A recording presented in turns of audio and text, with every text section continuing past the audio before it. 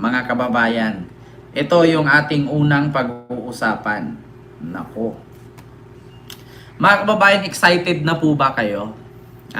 Excited na po ba kayo, mga kababayan, na pag-uusapan natin dito? Ang 2.4 billion joint account ni Sara at Digong, na ayaw ni Digong pumirma at sabi niya, anong kapalit sir? Sampalin ko siya sa publiko?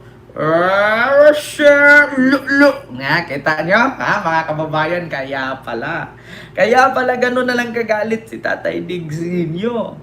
Kaya pala gano'n na lang kagalit. Bakit? Yung perang ito galing pala sa droga. Nako, eto na. Mga kababayan, kayo mga DDS kayo pala yung mga totoong adik Kayo pala yung mga totoong bangag eto na, mga kababayan. Eto, wait lang, unahin natin to kay Digong kay Sara, at kay eto na, mga kababayan. Gusto ko lang pong i-clarify po sa inyo, mga kababayan. Ayan na po, Senator Ping Lacson. Ayan, anong nakalagay? Senator Ping Lacson, nais paimbestigahan sa Senate Blue Ribbon Committee ang aligasyong 2.4 billion joint account umano ni Sara Duterte at Digong. Ayan po, mga kababayan. Nako, hala, may joint account na naman na mabuksan. Saan galing ang milyon-milyon na umabot ng 2.4 billion? Kalkalin ni Lacson ang bank account. Ano ba ang bank account na ito? Bakit kailangan pa? Mga kababayan ko, mabulgar na si Lustay. Kaya pala may pambayad sa dahig sa kanyang abogado. Nako, kasi sa totoo lang mga kababayan, ganito po yan. Kahit naman po ordinaryong tao, makakapag-isip talaga. Ang pera ni Digong na nilabas sa kanyang SALN noong 2022 bago siya bumabang pagka-presidente ay 27 million o 37, sabihin. Ay hindi, 27 million, no? 27 million. Pero mga kababayan, ang nagastos ni Digong ngayon sa dahig ay 1.6 billion na. So paano nangyari na ang SALN ay 37 ba? Correct me if I'm wrong. 27 million lang, samantalang ang nagastos niya ay bilyon na. Kaya ngayon mga kababayan, nasilip na ni Senator Ping Lacson at nais nang paimbestigahan itong 2.4 billion, no, mga kababayan. 2.4 billion joint account ni Sara at ni Digong. Mga kababayan, totoo ba na may mga ganyan? Ito, mapanood ko sa inyo Mga kababayan, uumpisahan natin kay Trillanes. Ito na. Hala, Diyos ko. Naku po. Ayan. Open. President Sara Duterte at ating Pangulong pinagtibay ng Kamara ang rekomendasyong imbestigahan ang sinasabing joint bank account ng nag-amang sina Vice President Sara Duterte at dating Pangulong Rodrigo Duterte. Sa report ng Quad Committee, inirekomenda sa Anti-Money Laundering Council na imbestigahan ang joint account ng mag-amang Duterte na pinaniniwala ang nakatanggap ng pera mula sa kalakalan ng ilegal na droga. Nagugat ang investigasyon sa pahayag ni dating Senador Antonio Trillanes na naglalaman ang bank account ng pondo mula sa mga drug lord. Nauna nang hinamon ni Trillanes si dating Pangulong Duterte na lumagda sa bank waiver para patunayan ang akusasyong inilipat ng drug lord na si Sammy Uy ang mahigit 2 bilyong piso sa bank account ng pamilya Duterte noong 2007 hanggang 2015. Inirekomenda ring imbestigahan ang sinasabing koneksyon ni Senador Bongo sa illegal na pogo. Kasunod dito ng testimonya ni Police Colonel Jovi Espenido hinggil sa quota at reward system sa pagpapatupad ng war on drugs. Ayon kay Espenido, pinadadaan sa senador ang perang ginagamit sa reward system na sinasabing pinoponduhan ng mga pogo. nauna nang inirekomenda ng Quad Committee na kasuhan ng crimes against humanity si dating Pangulong Duterte at Senador Ronald Bato de la Rosa. Nako, mga kababayan, ayan na nga. Ayan na sinabi ko sa inyo mga kababayan, darating ang panahon, darating tayo sa exciting part. Nako po, eto na mga kababayan, kinakabahan na ako. Mukhang makukulong na nga talaga si Sara, hindi aabot 2027. Nako, eto na nga yung sinasabi mga kababayan. Balita po yan sa DCMM ha. Nako, kaya nga ba mga kababayan? Totoo ba? Kaya nga si Pulong tatakbo na. Ala ka mga kababayan, magtago na kayo, di poga kayo. Ala, ulitin ko lang ay, parinig ko sa inyo. Pinagtibay ng Kamara ang rekomendasyong imbestigahan ang sinasabing joint bank account ng mag-amang sina Vice President Sara Duterte at dating Pangulong Rodrigo Duterte. Nako! Ala! Diyos ko! Joint account ni Digong at ni Sara. Iimbestigahan na ng Kamara at ng Senate Blue Ribbon Committee ni Lacson. Halaga! Yan na ang sinasabi mga kababayan ni Trillanes noon na ito po exciting part ito. Alam nyo kung saan ako confidence, di ba? Sabi ni Trillanes. Alam nyo kung saan ako confidence, yun yung makalkal ang bank account nila. Hala, Diyos ko mga kababayan. Ulit. Sa report ng Quad Committee, inirekomenda sa Anti-Money Laundering Council na imbestigahan ang joint account ng mag-amang Duterte na pinaniniwala ang nakatanggap ng pera mula sa kalakalan ng illegal na droga. Nakatanggap sa kalakaran mula sa kalakaran ng illegal na droga. May ads po tayo mga kababayan, wag po kayo mag-skip. Nako, eto na. Excited na ako. Hala, sige pa. Imbestigahan nyo na. Excited na ako. Hala, excited na. Patay kang bata ka. Lost tayo, tumakbo ka na. Hala ka, patay ka. Eto po, mga kababayan. No? Buko dyan, pakinggan natin, mga kababayan.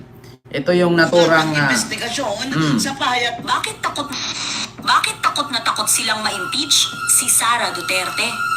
Kasi kapag binuksan ang Pandora's box niya, lalabas ang lahat ng sikreto. Mga anomalya sa confidential funds, ghost projects ng OVP, padrino sa DepEd contracts, at ang koneksyon sa mga dating alpha boys ng tatay niya. Isang impeachment lang at pwede silang madamay lahat. Kaya gagawin nila ang lahat by hook or by crook para pigilan ito. Pero tanong ng bayan, hanggang kailan kayo makakatago? Nako, hanggang kailan? Ito na nga mga kababayan. Ito po yung mga bank accounts na nakalap ko po ito noong 2016. Tapos ito po ay na-validate na ng ombudsman na kaparehas nga nung naisumite ng AMLAC sa kanila. Kaya ano po tayo, kumpiyansa po tayo sa provenance nitong dokumentong ito. Kita nyo mga kababayan, na-check na ng ombudsman itong mga bank account na to ay nag-match at totoo. Kaya nga ang sabi ni Amy, hindi aabot ng 2027 makukulong si Sara sa pamamagitan kay Boying. Mismo sinabi ni Trillanes yan mga kababayan. Ang mga bank account na nirepresenta niya at pinakita niya ay chinek at inimbestigahan na ng ombudsman. Accurate at saktong-sakto. Match na totoo. Naku po. So, sige po, next slide. Ito po yung mga iba't ibang mga pumasok na pagkapirahan kay accounts ni Duterte. Tapos, sige po, next slide. Ayan. So, ang total po ng mga credits na pumasok ay 2.4 billion. Patay. Ngayon, kung ano talaga yung actual total, malalaman po natin yan pagka binuksan po yung accounts. Ngayon po ito, no?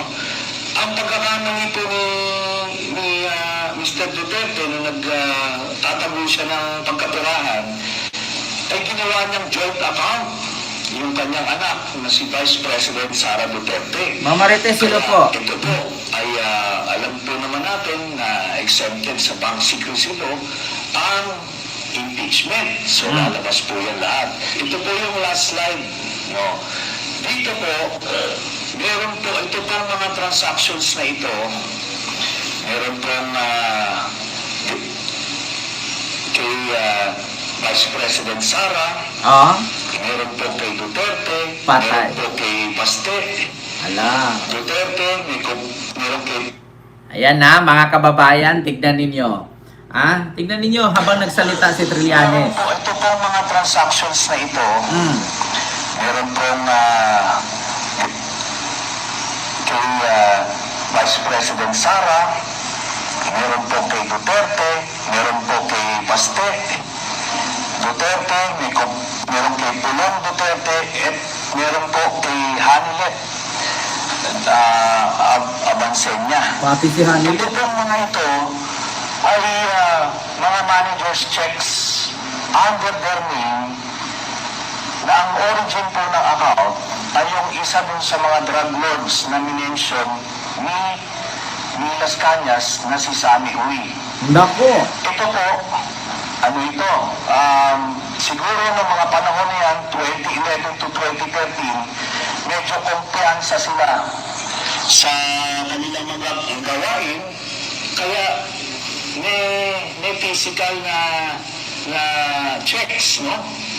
Pero after that, ano na, ang mga deposito diretso na sa account, so wala nang paper trail. Pero makikita natin dito yung pattern po, Mr. Chairman. Ala. Nag-didibende yung drug lord dun sa pamilya nila Duterte tuwing October at April. Ala. Kaya sunod-sunod po yan. And by the way, makikita po natin si Vice President Sara, meron po siyang dalawang checking in-encash dyan under her name, manager's checks. Tapos, ito po ay while she was mayor, no? Kaya yan ay direct bribery, no? Tapos process of the illegal drug trade. Ito po ang naging pruweba natin. Kaya nung cross-match po namin yung dokumento na kuha namin at dito sa mga personalidad na minention po ni Arturo Las Cañas, na-confirm namin yung kanya istorya. Na. Nakita niyo po dyan, si Duterte, pareha sila ng amount na in-encash. No? Tapos, itong mga anak, sila Baste, Duterte, ayan po, tagto 10 million every 6 months. Kay Pulong Duterte, meron din. Ngayon, lahat ito ay hawak yan ng mga bangko mismo. Meron silang physical copy, meron silang soft copy. Ito po mga kababayan sa mga nagtatanong. Ano ba yung sinabi ni Trillanes? Ganito po. Ito mga kababayan, October 25 to April 24, 2011 at 2012, si Sara po ay nag-encash ng cheque na nakapangalan ay Sara Shimerman Duterte. Nag-encash po siya ng dalawang tag 7.4 million, no? Ng October 25, 2011 at April 24, 2012. Nag-encash siya ng dalawang 7.4 million na nagkakahalaga lahat in total of 14.8 million. Dito naman kay Rodrigo Duterte, November 14 at November 22 at April 4. Ito po'y mula ng 2011, 12, 13. So, 3 buwan at 3 taon, nag-encash si Digong ng una. Sa 2011, 755,000. Sa 2012, 7.4 million. Sa 2013, 7.4 million. In total of 15.6 million. Cheque po yan. Pangatlo, ito naman mga kababayan, 2011, 12, 12 at 13. 2011, 2012, 2012 at 2013. Ito naman si Sebastian Duterte. Nag-encash po siya ng 10.3 million, 1, 2, 3, 4. 4 na beses. Sa loob ng 2011 hanggang 2013 na nagkakahalaga ng 41.2 million. Ito po yung cheque and cash galing sa droga. Pang-apat mga kababayan, dito tayo kay Pulong Duterte, kay Paulo Duterte. 2011-2012, nag-encash siya ng tag 9.7 million, dalawang beses. So, 19.4 million lahat, mga kababayan. At ito naman yung 1, 2, 3, 4, panglima. Hanilet or Cielo S. Avancenia. 2011, 2012, 2012, 2012. Tatlong 2012. Nag-encash po siya ng 10.6 million. Apat na 10.6 million in total of 42.6 million. Diya, kita nyo mga kababayan? May resibo po yan. Mga kababayan, ayan po yung resibo na aking binabasa. No, yan po yung nilabas ni Trillanes. Klaro naman po mga number dyan, no. Ayan na, naririnig nyo po yung mga number. So, yun po mga kababayan, in total of 2.4 billion na joint bank account. Mga kababayan, hindi po ito pwedeng tanggihan ng mga Duterte kasi kuha po ito ni Trillanes sa mismong bangko. Kaya nga pumunta si Trillanes doon sa Julia Vargas sa Pasig na sana makipagkita si Trillanes doon together with the representative of Duterte na pipirma siya na para buksan. Wala daw dumating doon. Ang kanyang representative at the time ay si Salvador Panelo. Si Panelo yung payat. Yun dapat ang pupunta. Ngunit ang pinadala doon mga kababayan ay parang driver lang yata. Tapos walang nangyari. Hala, naku mga kababayan. Continue. Yung mga sinasabi nito, kaya hindi po yan pwedeng i-unite lang kasi alam naman natin yung mga estilo ni Duterte, magka-admit konti, pero mag-unite to confuse everyone. Pero ito po yung Diba? Alam daw natin yung style ni Digong. Kunwari sasabihin, meron tayong presidenteng bangag noon, bangag ngayon. Tapos pag tinanong sa media, wala ako sinabing ganyan. Yung adik, bangag, wala. Baka mapatay pa ako ni Marcos. Diba? Mahilig daw mag-admit, tapos sabay deny. Parang si Sara lang. Ngayon mga kababayan, meron akong isang ipakita sa inyo na mismong si Sara inamin. Sara inamin na may bank account talaga. Naku po, ito na. Actually, yung listahan ng bank account na yan, bank accounts, madami yan di ba? Noong, was it 2016 na nilabas? Oo. Hanggang ngayon, may file ako niyan kasi nung lumabas yan, isa-isa ko pinuntahan lahat ng bangko. At tinanong ko sila isa-isa sa mga nakapangalan sa akin at yung mga accounts. Meron talagang mga accounts doon na hindi alam ng bangko, hindi ko rin alam, pero nandoon siya sa listahan. So, Putang ina mga kababayan, di ba? Gagawin mo pang tanga yung mga Pilipino. Meron talagang bank account doon. Na hindi ko alam kung bakit nandoon siya kasi hindi rin alam ng bangko, hindi ko rin alam. Putang ina, paano ka nagkakaroon ng bank account doon tapos hindi alam ng bangko at hindi mo alam at nalagay lang doon? Ano yun? Automatic kusang nagsusulat yung computer sa bangko? 'Di ba? Continue. tinatanong ko yung bangko, bakit may ganito? Sabi nila baka non-existent talaga yan na mga Non-existent. Non-existent daw. Mga kababayan, sinindan nga ni Trillanes ng 500 pesos yan, tinanggap eh. 'Di ba? Non-existent. Pero sinindan ni Trillanes ng 500 pesos yan, tinanggap. Ito mga kababayan, pakita ko sa inyo. Ito yun mga kababayan, Diyos ko. Saan na ba yun? Ito. Ayan Ayan mga kababayan, ito. Sinend yan ni Trillanes. Ayan anong pangalan? Ayan, 500 pesos. Ay, nawala. 500 pesos. Kita nyo? Deposit. 500 pesos. Rodrigo Rua Duterte. Kita nyo, mga kababayan? Tapos sasabihin ni Sara, meron talaga yan. Bank's account. Or bank accounts. Kasi marami daw. Kita ninyo, mga kababayan? Tapos itatanggi ni Sara. So, meron namang accounting nung even nung mga sinasabi nilang Si Paeng, hello po. tinanong ko din yan sa bank. Actually, yung listahan ng bank account na yan, bank accounts, madami yan di ba? Noong, was it 2016 na nilabas? Oo. Hanggang ngayon, ngayon may file ako niyan kasi nung lumabas yan, isa-isa ko pinuntahan lahat ng bangko. At tinanong ko sila isa-isa sa mga nakapangalan sa akin at yung mga accounts. Meron talagang mga accounts doon na hindi alam ng bangko, hindi ko rin alam, pero nandoon siya sa listahan. So, tinatanong ko yung bangko, bakit may ganito? Sabi nila baka non-existent talaga yan na mga accounts. So, meron akong accounting even nung mga sinasabi nilang, actually, yung listahan ng bank account na yan, bank accounts, madami yan di ba? I'll be presenting later on, Mr. Chairman, a video of his actual admission of these accounts. Okay. Of these accounts, no? So, ito naman pong mga cheque na in-encash, in-extract lang namin from that long list. Mga managers checks po yan, hindi nawawala sa system po yan. And later on, saan nila po? well, ano rin yan, exempted sa impeachment cases, kaya pwede po lumabas yan, ipepresenta po yan. That's the smoking gun ng proceeds of the illegal drug trade ng Duterte crime family. Salamat po. Thank you very much. Ito po, ito po mga transactions na ito, meron pong kay Vice President Sara. Actually, yung listahan ng bank account na yan, bank accounts, madami yan di ba? Noong, was it 2016 na nilabas? Oo. Kita nyo?